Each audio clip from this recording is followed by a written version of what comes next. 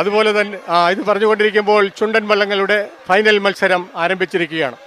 69ാമത് Nehru trophy ആർക്ക് എന്ന് വിധി എഴുതുവാൻ ഇനി ഏതാനും നിമിഷങ്ങൾക്ക് മാത്രം. വളരെ വാശിയേറിയ പോരാട്ടം, വളരെ ശക്തന്മാരുടെ പോരാട്ടം ഇതാ നടക്കുന്നു.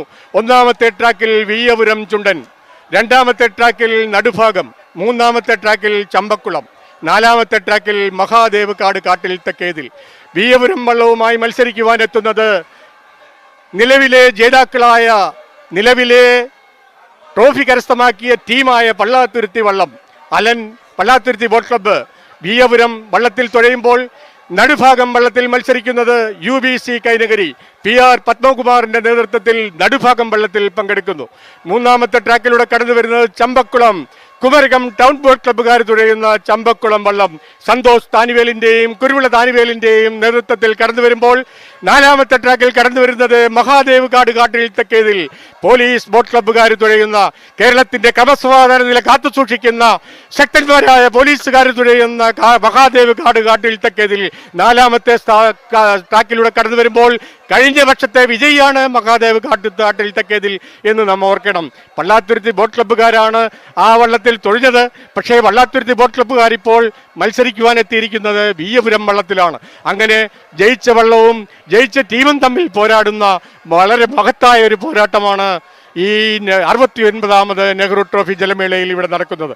വിയ്യപുരവും നടുഭാഗവും ചമ്പക്കുളവും മഹാദേവ് കാട് കാട്ടിൽ തെക്കേതിലും തമ്മിലുള്ള പോരാട്ടത്തിൽ ഇഞ്ചോടിഞ്ച് എന്ന് ആലങ്കാരികമായിട്ടല്ല പറയുന്നത്, യാഥാർത്ഥ്യത്തിൽ തന്നെ അങ്ങനെ ഇഞ്ചോടിഞ്ചുള്ള ഒരു പോരാട്ടമാണ് ഈ 4 കളിവള്ളങ്ങൾ ഇവിടെ കാഴ്ചവെക്കുന്നത്.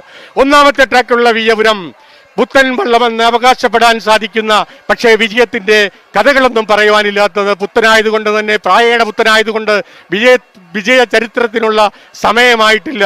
അവരത് വിജയിക്കുവാൻ വേണ്ടി പള്ളാത്തുരുത്തിയിൽ കടന്നു വന്നിരിക്കുന്നു.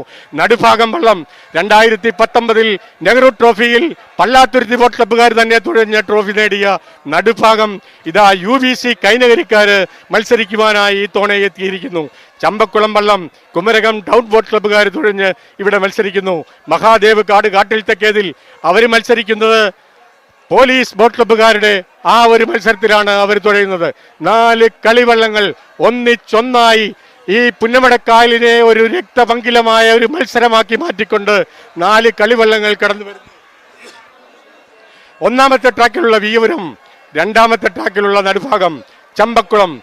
ഒഞ്ചോടിഞ്ച് പോരെ ഇത്ര മനോഹരമായ ഒരു പോരാട്ടം സ്വപ്നങ്ങളിൽ മാത്രം കാണാൻ കഴിയുന്ന, സ്വപ്നങ്ങളിൽ മാത്രം ഭാവനയിൽ മാത്രം കാണാൻ കഴിയുന്ന മനോഹരമായ ഒരു പോരാട്ടം 4 കളിവള്ളങ്ങൾ ഇവിടെ കാഴ്ചവെക്കുന്നു. എന്തൊരു പോരാട്ടമാണ്, എന്തൊരു ആവേശമാണ്.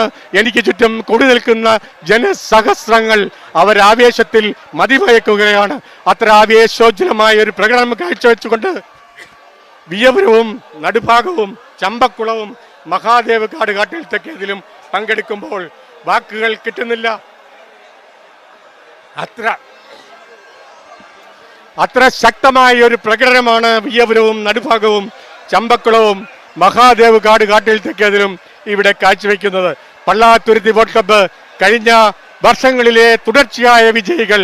2019 നടുഭാഗത്തിൽ വന്ന് വിജയിച്ച പള്ളാത്തുരുത്തി ബോട്ട് ക്ലബ്ബുകാര്, അതുപോലെ നടുഭാഗം വള്ളത്തിൽ UBC കൈനഗരി, കുട്ടനാട്ടിലെ ജല രാജാക്കന്മാരെന്ന് വിശേഷിപ്പിക്കാവുന്ന ടീം UBC കൈനഗരി കടന്നു വരുന്നു. നടുഭാഗത്തിൽ മൂന്നാമത്തെ ട്രാക്കിൽ ചമ്പക്കുളം വള്ളം കുമരകം ടൗൺ ബോട്ട് ക്ലബ്ബുകാർ തുഴയുന്നു.